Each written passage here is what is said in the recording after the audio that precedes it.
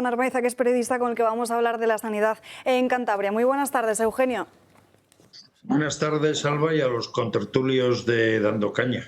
Disculpa la espera. Bueno, vamos a hablar de la sanidad en Cantabria porque hemos visto que parece que las aguas se han calmado en los últimos días, pero los problemas en esta comunidad no son menores de lo que, en comparación con lo que sucede en otras autonomías. De hecho, en estos últimos días solo se habla en Madrid, pero es que el tema de Cantabria, nos lo vas a contar ahora, tiene tela.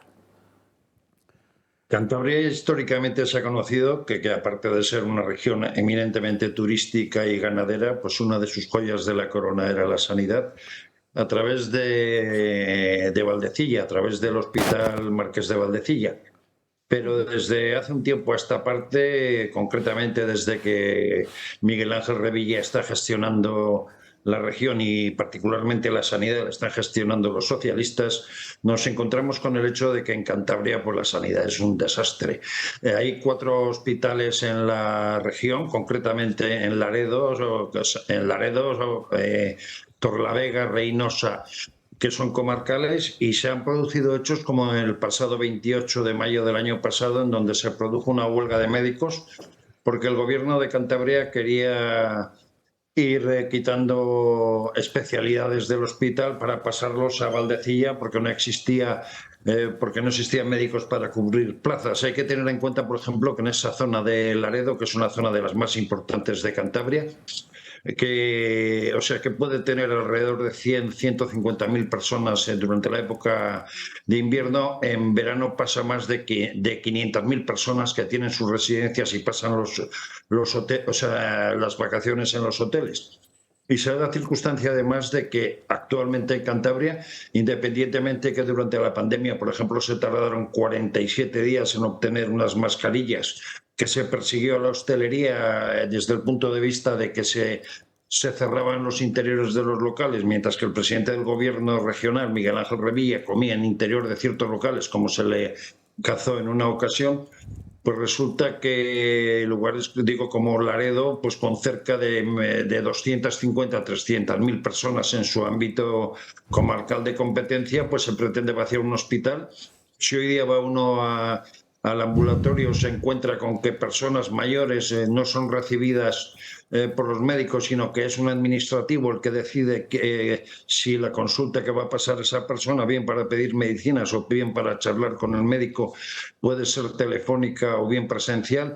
Y por otra parte nos encontramos casos curiosos, y esto le sucedió a mi madre el 22 de septiembre de este año. Tuvo un episodio de alta tensión, de alta en la tensión, y resulta que llamó al 061. Dado el nombre de la calle donde reside mi madre, pues la señorita que cogió el nombre no lo cogería bien, pero en vez de ir a la calle Marqués de Comillas de Laredo, mandó una ambulancia a Comillas, en Cantabria. Así están las cosas. Qué fuerte. Es que es tremendo. Además me contabas ayer también cómo había muchos médicos que estaban de baja. Concretamente te digo, Laredo, 11.600 habitantes, con un hospital comarcal, el ambulatorio donde tienen que ir la gente mayor a coger sus medicinas. El día 1 de noviembre había 3 médicos de baja, sin saber cuándo van a ser restituidos, y muchos ancianos y mucha gente pues los tiene dentro de su cartilla para que le den medicinas, para seguir tratamientos y todo este tipo de cosas, o simplemente porque les conocen desde hace años y resulta que sus médicos no están. No hay soluciones para poder llevar a cabo una buena sanidad en Cantabria, ya digo. Y, por ejemplo, en la zona oriental de Cantabria, que es en la que me quiero centrar porque es de las más significativas, tiene toda la zona de Castrurdiales, que Castrurdiales es una localidad que tiene 65 o 70.000 habitantes, que la mitad son de Bilbao, pero casualmente el gobierno de Cantabria tiene hecho un convenio de colaboración con el gobierno vasco para que esos 30.000 habitantes que viven en la localidad pero que no están empadronados en ella puedan ser atendidos en el Hospital de Cruces, pero el resto de la región, desde Ramales de la Victoria, bien desde zonas como Noja, pues tienen que ir al Hospital de Laredo y se encuentran, por un lado, que el hospital se está vaciando de especialidades, que la sanidad no es adecuada, y si resulta que un anciano llama por teléfono al ambulatorio porque le falta la pastilla de la tensión o porque necesita la pastilla para dormir, pues igual le tardan 3 o 4 días en que la médico, por decisión de una administrativa, pues le pueda dar esa pastilla en su cartilla electrónica, porque generalmente a partir de una cierta edad no les permiten ir al ambulatorio, ¿no? También en la protesta que veíamos hace apenas unos días frente al ayuntamiento decían y denunciaban los sanitarios que se ofrecía a los pacientes un médico distinto cada vez que iban a la consulta. Sí, pero la Cantabria tiene una suerte y es el hecho de que tiene una sanidad privada magnífica y concretamente una empresa que todo el mundo y Javi Puente, que es contertulio vuestro, os lo puede contar, se llama El Igualatorio. Todo el mundo recurre al Igualatorio para hacerse pruebas rápidas porque sabe que si va a Valdecilla o al Hospital de Laredo o va al Hospital de Reynosa o va al Hospital de Sierra Llana, puede tardar 4 o 5 meses en hacerse cualquier tipo de prueba, depende de la especialidad y de la necesidad que haya, ¿no? Pero la realidad es que desde el punto de sanidad pública, pues Cantabria está mal y hay que tener en cuenta que no tiene solución.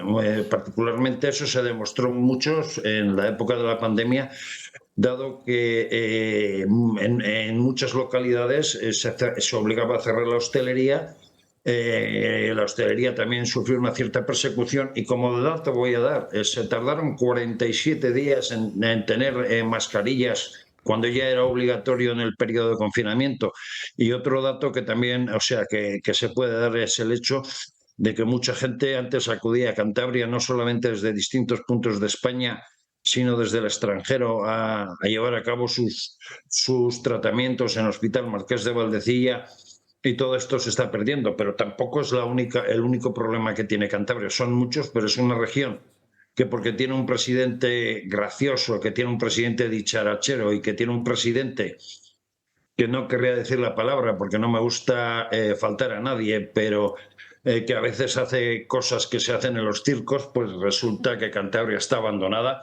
Por ejemplo, ahí hay una portavoz de Vox que lleva temas de agricultura y voy a dar un dato. Resulta que Cantabria hace 10 años tenía 10.500 explotaciones ganaderas y ahora tiene 1.500 y reduciéndose. Si va por la zona del Valle de Soba, por Badames o por otras zonas, se verá que todo lo que ha sido Cantabria en su fundamento económico y en su fundamento como región, poco a poco se va destruyendo, ¿no?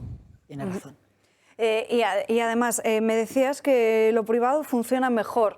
Justamente el otro día hablamos con el consejero de Sanidad de la Comunidad de Madrid y nos decía que la gestión público-privada en lo que es Madrid estaba funcionando de cine y que además permitía un menor coste público. ¿Por qué entonces en Cantabria no se apuesta más por esa gestión público-privada? En Cantabria no se apuesta más por esa gestión pública público y privada porque es el Partido Socialista el que está gestionando.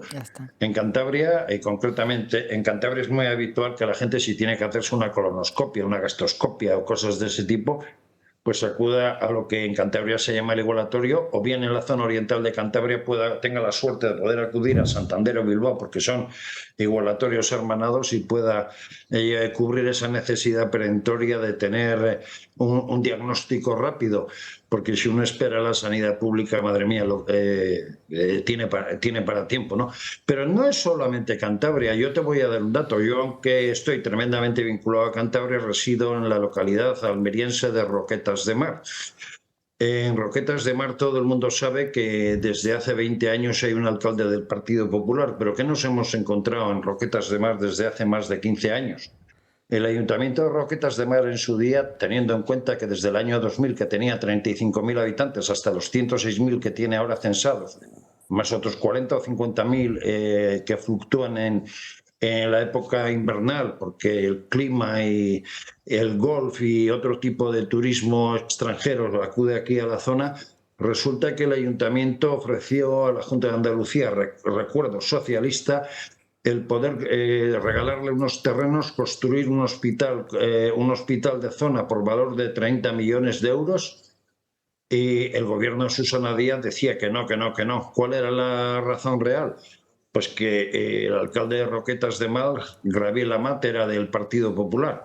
hace exactamente año y medio, 2, cuando en plena pandemia se aprobaron todas las dificultades que durante cerca de una década había planteado el gobierno socialista, y ese hospital está a punto de ser inaugurado en aproximadamente 8 o 10 meses y cubrirá pues una zona, por ejemplo, de la provincia de Almería, que es absolutamente importante, teniendo en cuenta que el hospital de Ejido, el hospital más cercano, pues está absolutamente saturado, y que esta zona, por ejemplo, de Almería, pues resulta una de las más potentes desde el punto de vista turístico, teniendo en cuenta que, por ejemplo, en Roquetas hay 22.000 camas hoteleras y en julio y agosto se puede poner una población fluctuante de unas 300.000 personas más o menos, ¿no? Eso quiere decir un poco, pues, no ya el hecho de Cantabria o Madrid o Almería, sino de cómo gestiona el Partido Socialista y cómo gestiona el socialismo la sanidad, que es uno de los elementos fundamentales de la calidad de vida de las personas, ¿no? Eugenio, nos quedamos sin tiempo. Muchísimas gracias por estar con nosotros en directo. Seguimos en contacto. Gracias a vosotros.